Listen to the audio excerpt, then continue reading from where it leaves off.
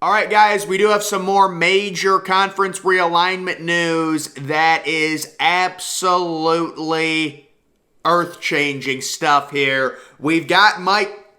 All right, guys, we do have some more major realignment news. This coming from Mike Gundy, who was talking a little bit about Big 12 realignment before their Week 1 game against Central Michigan, talking about Brett Yormark and him possibly wheeling and dealing and adding more teams to the Big 12 conference. We do expect that to happen in the relatively near future. Mike Gundy says, quote, "I think he's a wheeler dealer. I wouldn't even begin to know where to start with him. He's talking about Brett Yormark, by the way. That's the context.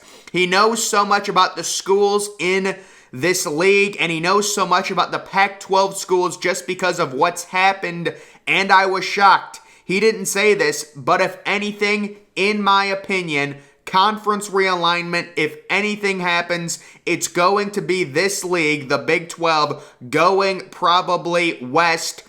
I don't know that any of us, maybe him subconsciously thinking that much, is going east. I think that's what I got out of it, but he knows details on every school in that league, and I was shocked." So Mike Gundy comes out and says Brett Yormark is doing research. He knows everything about the Pac-12, and that just gives us more possible hints that they do plan to go west. The whole idea of going east, I'm not sure the Big 12 would be able to swing something like that, because it does get really, diluted if you end up going to 20 teams, or even you're not going to be able to take teams from the ACC currently and bring them right into the Big 12. The SEC would also have to facilitate it because they need 8 teams total to get out of the grant of rights deal. So it seems like the most logical situation. We've got Mike Gundy coming out saying, listen, Brett Yormark is doing research. He knows everything about these Pac-12 schools. It seems very likely at this point. We've got the 4 schools, Arizona, Arizona State, Colorado, and Utah, all at some point in the near future when the TV deals get worked out. And all these TV deals will be negotiated, and there will be clauses to potentially renegotiate them if conference realignment ends up happening. That's what the Big Ten is doing, with the thought maybe Notre Dame joins the conference and we can add more money. So once the TV deal gets negotiated, I think that'll make things very clear in where the Pac-12 stands and where the Big 12 stands in terms of money. Here's another little update. The Pac-12 conference is done. It's over. The Pac-12 is done, and if you're Colorado, you have to know that feeling all too well.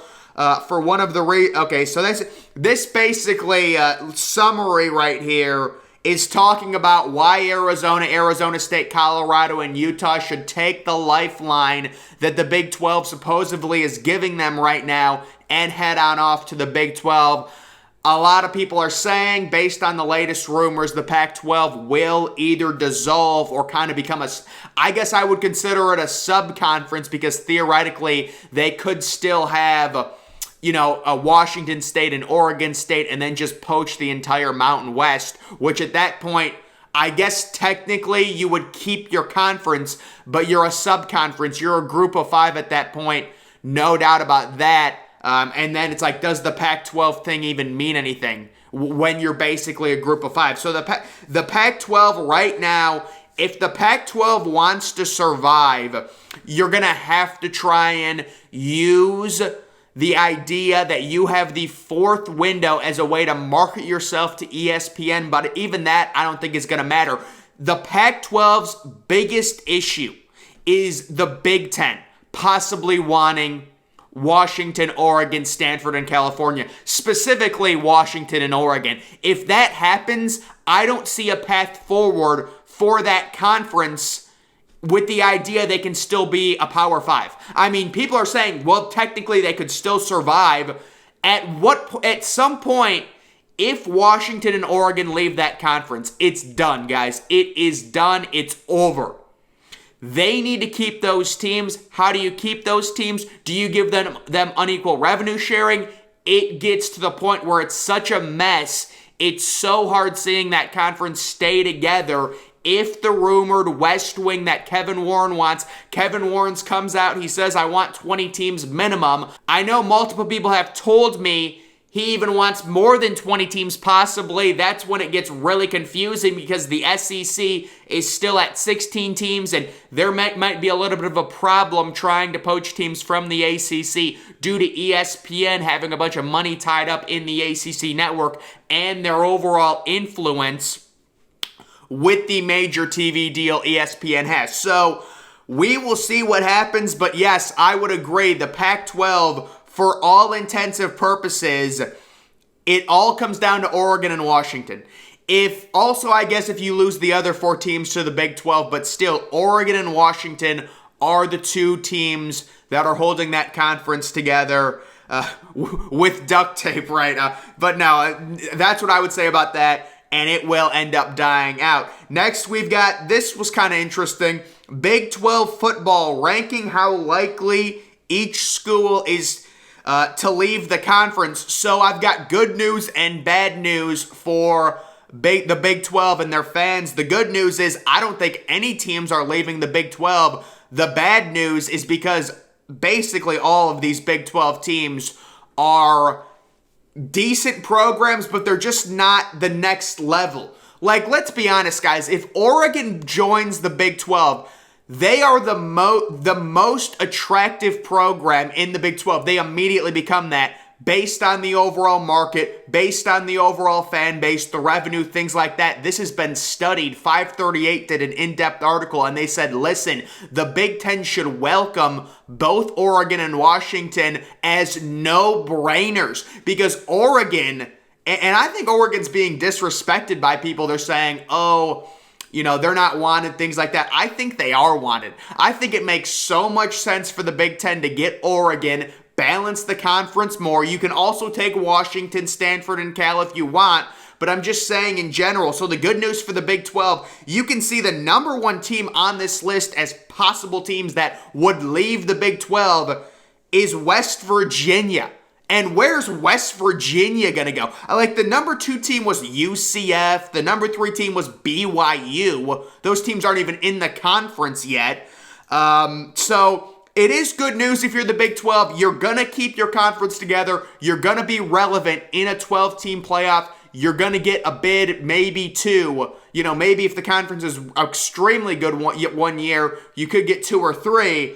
But in general, it's just the Big 12, this new realigned Big 12, even if you get back up to 16 teams with the 4 schools from the Pac-12, you're lacking a blue blood university that's going to get you crazy numbers and has multiple highly rated games like a rivalry Auburn, Alabama, Ohio State, Michigan, USC, Notre Dame, things like that. That's where it becomes an issue in terms of negotiating TV contracts. Because ESPN is going to look at that, and if ESPN wants to get in bed with the Big 12, they're going to say, where's your big team? Where am I getting my ratings? There's not a single team that's going to draw a crazy game in that conference, and I think it's a very good conference. I've done power rankings. I've done tier rankings on it, but I'm just warning people that is a conference that does lack overall star power, if you will, when it comes to blue blood universities, which will hurt them in TV negotiations. I think they'll do better than the Pac-12, but when you look at the Big 12 versus the ACC, I think the ACC is more attractive from a TV perspective, and I really don't think you can argue that. So I guess good news and bad news. There's also been, I've seen multiple people, say that some of these teams in the Big 12, the idea, if we do go to 2 mega conferences, the Big 12 would be involved, meaning teams would probably leave the Big 12 and very likely go to the Big 10. What teams that you're just speculating on which teams, maybe Kansas because their basketball program, things like that. But I see the Big 12 is in a spot where it's stable. and it will be adding more teams. Unfortunately, the teams that it's adding, Kansas, Kansas State, Colorado, and Utah. I mean, Utah's a good program. Colorado, you get that market, so that's decent. But overall, it's still no blue bloods. Losing Oklahoma and Texas was so devastating. Even though they have rebounded, it was so devastating. And then just a few other random things I wanted to talk about. So the whole Nebraska thing, guys, Scott Frost, I would say, unless he somehow beats Oklahoma, it is a home game. It's just when you look at the one-score losses, the recruiting, that's, I think, what really is going to kill Scott Frost. You can lose all these close games, whatever, but if you also suck at recruiting, there's no redeeming factor. Like, he's, to me, like looking at this, looking at all these games, there's good teams on this. Oklahoma's a great team. You only lost by a touchdown. Michigan, that game we saw last year at home, crazy atmosphere. He keeps, they're a competitive football team, but this week 0 game, it's like, this just shows you Nebraska has gone nowhere in the span of a year as a football program. Last year, week 0, they lost to an inferior Big Ten West school. This year, week 0, they lose to an inferior Big Ten West program. That is a horrible indictment of Scott Frost. And I think, once the buyout gets slashed in half on October 1st, if they lose to Oklahoma, they start losing more games, we could see Nebraska make a drastic change.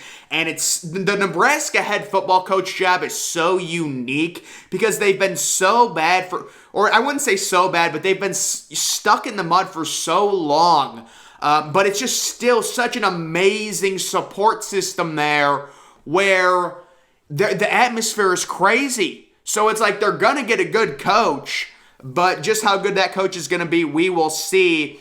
And then how about this situation? We've got Michigan basically admitting their first 3 games are exhibition games. So Jim Harbaugh says Cade McNamara is starting game 1. And then you've got J.J. McCarthy starting week 2. Hawaii, I forgot. So they're facing Hawaii. They're facing Colorado State, Hawaii, and UConn. Absolutely horrible non-conference. Do I think this is smart? Quite honestly, if you don't know and you have 3 weeks, because think about it, week 1 you start McNamara, week 2 you start McCarthy, and then week 3 it's another easy game. You start whichever one does better and moves the offense better, and then you're ready for week 4 at Iowa. So Michigan is in a very unique situation where the last thing you want to do is employ, in my opinion, a 2-quarterback system. It hurts both guys no matter what. So if you really don't know and you have this unique situation, you're guaranteed to win the first 3 games no matter who you start. Start one guy week 1, the other guy week 2, and it's not like week 3 it's going to be a tough opponent. You get your choice week 3, and then you get to go. So a very interesting situation with Michigan starting one guy week 1, another guy week 2. I think J.J. McCarthy will be starting week number 3. He will win this job. You can just say because, the recruiting rankings and him being a 5-star and things like that. But even when you watched him last year as a true freshman, his mobility overall, athleticism, still has, the arm strength. Maybe the accuracy is the only thing that McNamara at this point in their careers is better. But in my opinion, they will go with McCarthy. And obviously Harbaugh is sitting there saying, do I go with the younger, inexperienced guy or do I go with the veteran guy who's made the playoffs? Things like that. I think you got to go with the young guy.